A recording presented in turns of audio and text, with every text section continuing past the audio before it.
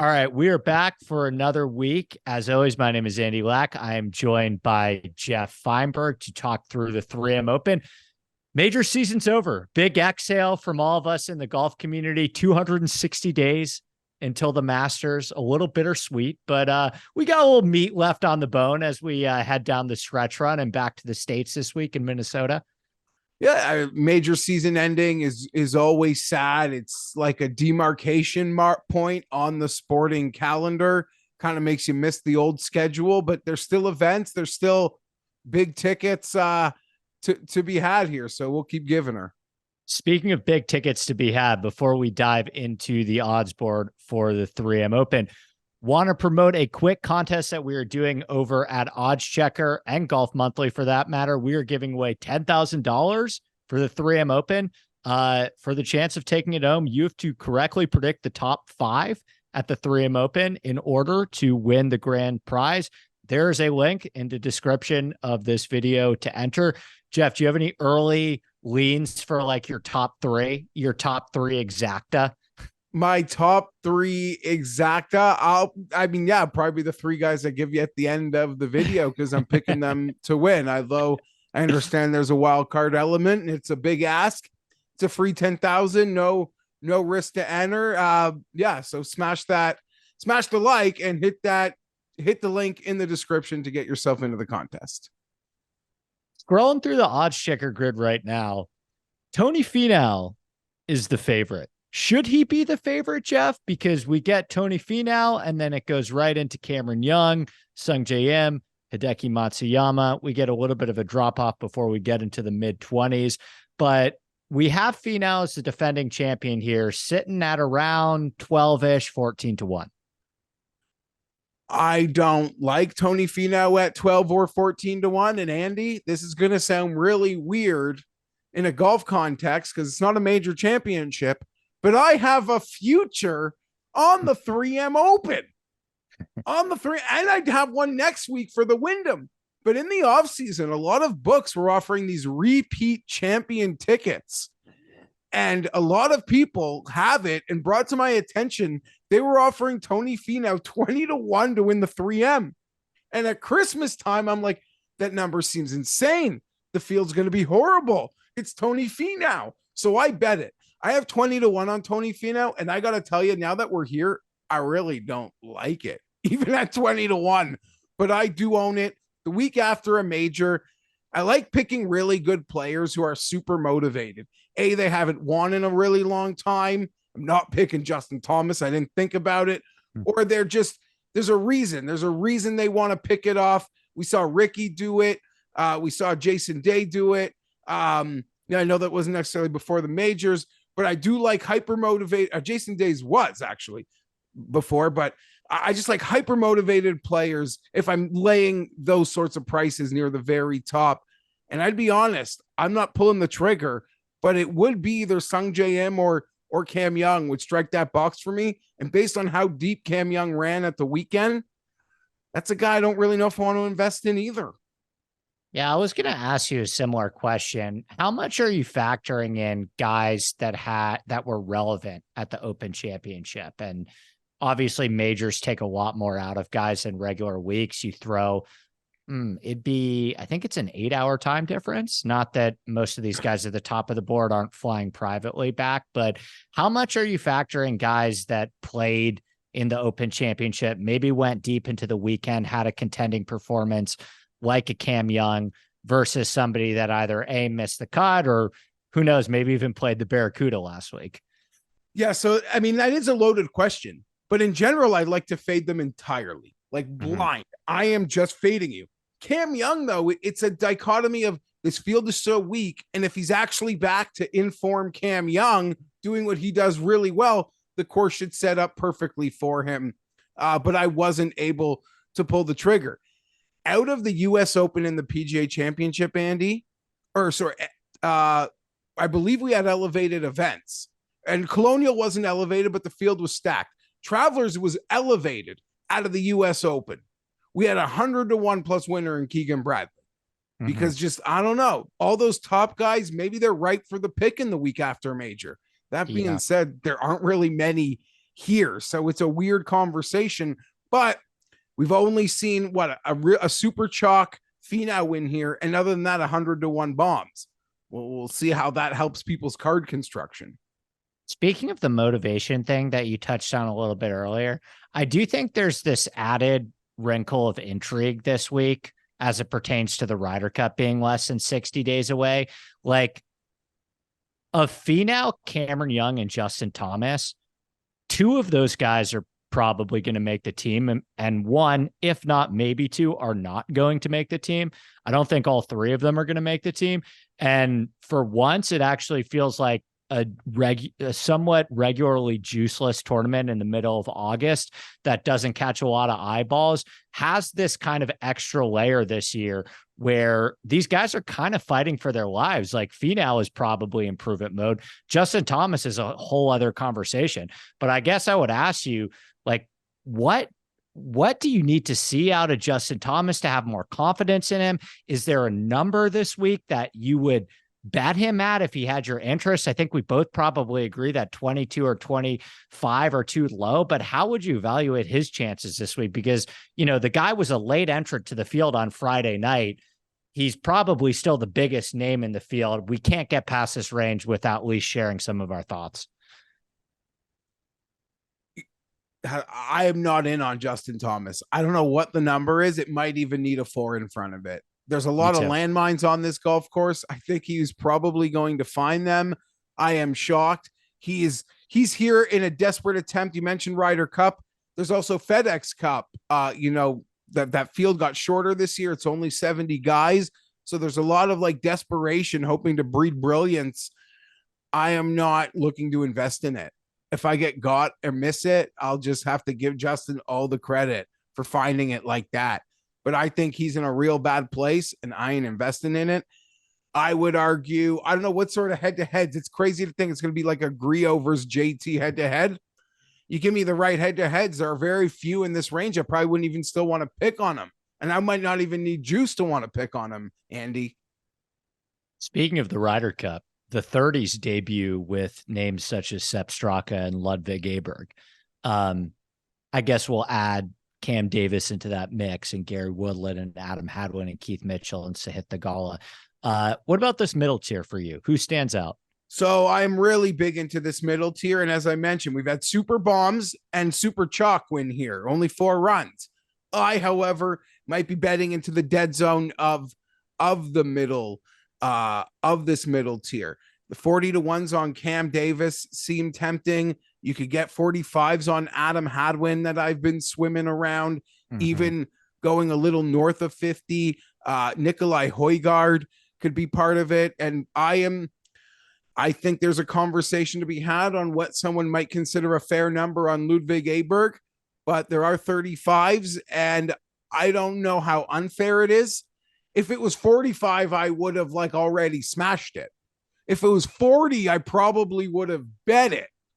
So maybe I still need to bet it at 35, but then you look at guys down the board, and I know you had this debate at the Rocket. I want to believe it was Andy. We were like, hey, Adam Hadwin's not as sexy, but he's probably the better pick to try to win this thing. And who was the guy right there at the very end?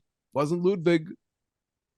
Yeah, I'm on Hadwin again. And listen, I think if you've been on Ludwig, this number isn't any worse or better really than how he's been priced. I would argue this year. I'd argue, sorry to cut you off. I'm just so passionate about this guy, but it was like 2022 at the John Deere.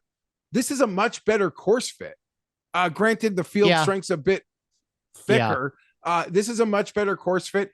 In the way I advocated for him at the Rocket, I felt it was an ideal course fit. So that is kind of what keeps pulling me back. But in this range, it is Højgaard and Hadwin, much like yourself, who I'm into, and the 40-1s on Cam Davis versus this field strength also can be quite tempting to me.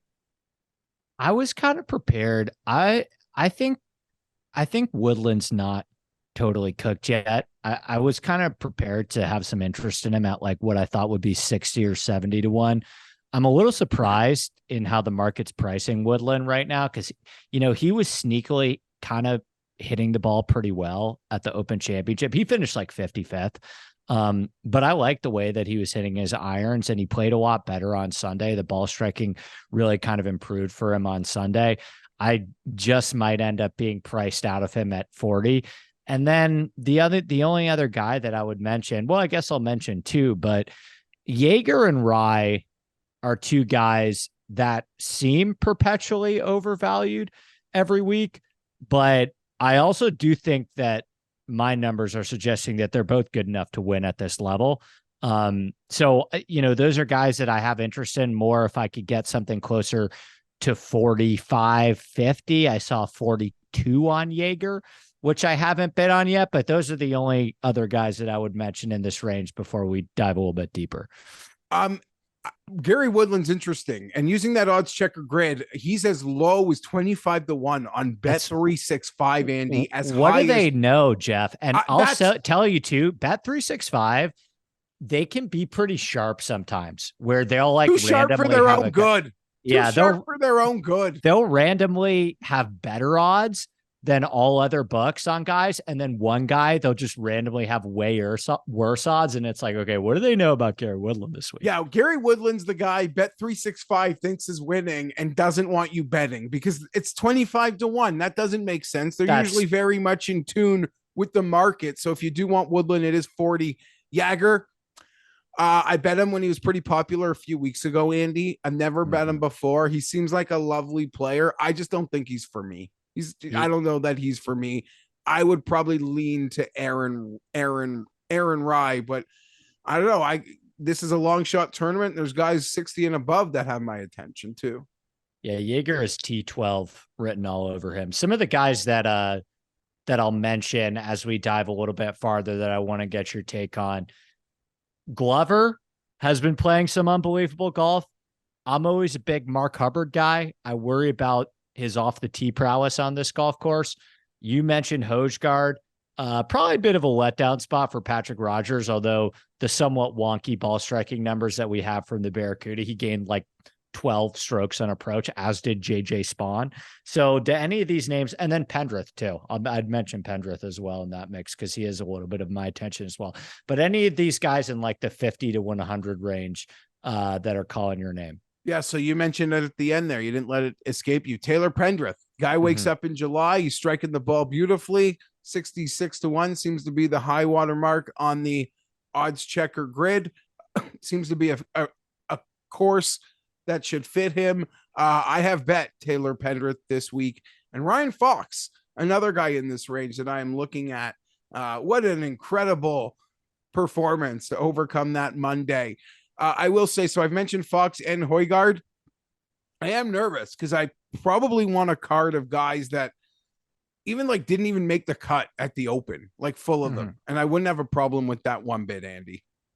Yeah, the only other guy that I will mention in this range that I have bet before we maybe touch on a couple 100+ bombs, and I think there's still 75s and 80s available. I bet an 80, but Austin Eckroat has been playing some magnificent golf lately this season. The ball strikings came down just a little bit in the last few weeks, but I actually really love this golf course for him.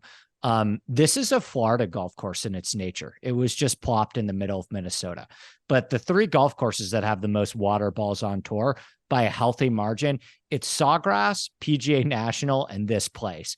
There are landmines at every single turn on this golf course. And I think having a winner like Matthew Wolff and Cameron Champ, who both had these insane iron and putting weeks, maybe threw people off the scent of this course, that this is a bomb and gouge course. When you look at the longer term numbers on this course, the bigger sample size, the guys a little bit behind those bombers on the leaderboard, this is an accuracy bias course, right? There's a lot of PGA National in this one. And Michael Thompson talked about that as well after he won. He's like, this is PGA National. And I think he's won at both. So I bring that up all to say Eckroat's a really accurate driver of the ball. I've played his home course in Oklahoma a couple of times. It's called Oak Tree National, also a Matthew Wolff place. If you want to make that connection, they both play at the same place. Very similar to TPC Twin Cities in its nature. A lot of landmines off the tee, water everywhere. I think he's a stud. I've long maintained that all the members at that club always thought that he was better than Wolf. He would kick Wolf's ass in all the money games. And I think that's starting to come to fruition with him already. Yeah, Necroat's a guy who we all saw the form coming, and I think we all eyed like between the Rocket or 3M would be an incredible spot for him to pick one off. Super popular at the Rocket and being a complete letdown. I know a lot of people are like, just no, I was committed to this guy, I'm staying with. And on the other end, it's like, no, I tried to get it and I missed it, and now I'm done. I agree. I think that could be a very shrewd call there on Necroat this week. And to your point, Matthew Wolf wins, but he just nips out of Morikawa. Adam Hadwin, incredible little course history here. So beyond the winners, you do see that this course can be a shot maker's course. And in the same way, Detroit kind of felt bomb and gouge, and it was right. It was Ricky and Adam Hadwin. Mm-hmm. Yeah, big time. And I mean, this, distance helps anywhere. Like I was talking to somebody about Cameron Young this morning, and I was like, well, Cameron Young is definitely more of a distance over accuracy guy, but did you see him hit that 2-iron at Liverpool everywhere? Like the guy can play anywhere. It's just all about the strategy that you take off the tee. Anyone 100 plus that you want to shout out? Any big bombs before we get out of here? There were, I know Garrick Higo seemed like that one is now fallen under 100-1. I gave Grayson Sigg a shout out on my podcast this morning, and then he got, touted by our friend who literally moves numbers. So that didn't help anybody who wanted to get in on Grayson Sigg. Andy, as I mentioned a couple times, I lose money in the dead zone in Minnesota, like the middle, because it's been all the bombs, and then we've had some real favorite juice. I'm still committed to this dead zone in Minnesota. I'm not going I'm not playing with the triple digits. Yeah, the only other guy that I would throw out there, I bet 110 on him. This is the farthest guy on my card, but if we're going, for me, I'm kind of all in on this Florida accuracy type deal. Adam Svensson is starting to play a lot better golf. This was a guy that had the Honda in his hands before kind of a late collapse, and one of the best ball striking performances came at that golf course. And I really like the way that he started to hit the ball in his most recent start at the John Deere. So Svensson's about as far as I would go, but any closing thoughts, Geoff, before we send us on our way to Minnesota? No closing thoughts for me. The bets that I have made are Højgaard and Pendrith, and I've spoken about my Finau future, and I'm swimming somewhere with that Aberg, Hadwin, and Cam Davis 40-1. Somewhere in there will be more my ads. Yeah, I'm in on Hadwin, Svensson, thinking about Woodlands, Eckroat I'm in on as well. And yeah, thinking about Jaeger and maybe Cam Davis as well. But that will do it from us for another week. I'm Andy Lack. That is Geoff Fienberg. Remember, click that link in the description to get a chance to win $10,000 if you can correctly predict the top 5 in the 3M Open. And we will be back with you next week for the Wyndham Championship.